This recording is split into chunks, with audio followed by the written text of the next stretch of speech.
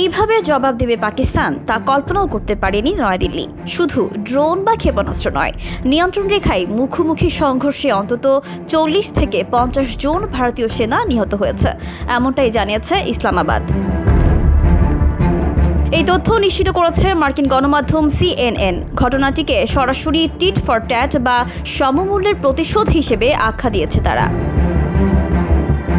তবে এই লড়াই একমুখী নয়। ভারতও পাল্টা দাবি করেছে পাকিস্তানের অন্তত 3টি যুদ্ধবিমান ভূপাতিত করা হয়েছে, যার মধ্যে উল্লেখযোগ্য F-16 এবং JF-17 থান্ডার।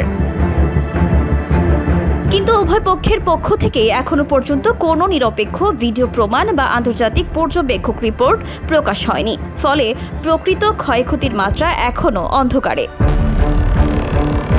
পাকিস্তানের মন্ত্রী আতাউল্লাহ তারার দাবি করেছেন, সীমান্তবর্তী ভারতীয় সেনা ঘাঁটিগুলো লক্ষ্য করে ব্যাপক ক্ষেপণাস্ত্র ও ড্রোন হামলা চালানো হয়েছে। শুধু সেনাই নয়, ভারতের পুঞ্চ জেলার বিস্তীর্ণ এলাকায় এই হামলায় 16 জন বেসামরিক নাগরিক নিহত হয়েছেন। একই সঙ্গে রাজস্থান, পাঞ্জাব ও জম্মু সীমান্ত জুড়ে একাধিক দফায় আঘাত হানে পাকিস্তানের সশস্ত্র বাহিনী।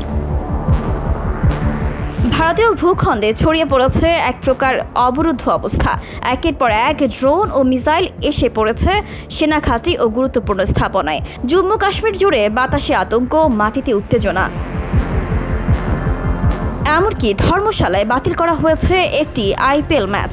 মাঠের আলো নিভিয়ে দর্শকদের নিরাপদে বের করে আনে নিরাপত্তা বাহিনী। যুদ্ধের ছায়া যেন ভেসে বেড়াচ্ছে ভারতের শহর থেকে শহরে।